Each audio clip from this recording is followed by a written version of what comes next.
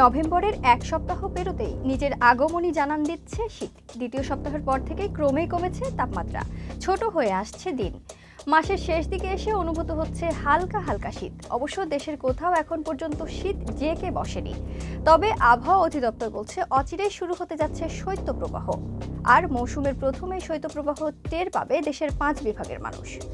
পূর্বাভাসে বলা হচ্ছে ডিসেম্বরের দ্বিতীয় সপ্তাহের মধ্যেই দেশের 5 বিভাগের উপর দিয়ে মৌসুমের প্রথম শৈত্যপ্রবাহ বয়ে যেতে পারে। শনিবার আবহাওয়াবিদ AKM নাজমুল হক 15 দিনের আবহাওয়া বিশ্লেষণে এ তথ্য জানান। তার মতে এখন পর্যন্ত তাপমাত্রা যে পর্যায়ে আছে তাতে আগামী এক সপ্তাহের মধ্যে শৈত্যপ্রবাহ হওয়ার সম্ভাবনা নেই। শনিবার তেঁতুলিয়াতে সর্বনিম্ন তাপমাত্রা 10.3 ডিগ্রি সেলসিয়াস ছিল। রংপুর বিভাগের তাপমাত্রা রয়েছে 14 থেকে 16 ডিগ্রি সেলসিয়াসের মধ্যে। তাপমাত্রা ধারাবাহিকভাবে কমছে। 15 ডিসেম্বরের কাছাকাছি সময়ে মৃদু একটা শৈত্যপ্রবাহ বয়ে যাওয়ার সম্ভাবনা রয়েছে। এ আবহাওয়াবিদ আরও বলেন, দেশে শৈত্যপ্রবাহের প্রথম ধাক্কাটা লাগে মূলত রংপুর, রাজশাহী, খুলনা, ময়মনসিংহ এবং সিলেট বিভাগ থেকে। ঢাকা, চট্টগ্রাম ও বরিশাল বিভাগে শৈত্যপ্রবাহ একটু পরে আসে। সে হিসেবে রংপুর, রাজশাহী, খুলনা, ময়মনসিংহ এবং সিলেট বিভাগের কোথাও কোথাও ডিসেম্বরের দ্বিতীয় সপ্তাহে মৃদু শৈত্যপ্রবাহ বয়ে যাওয়ার সম্ভাবনা রয়েছে।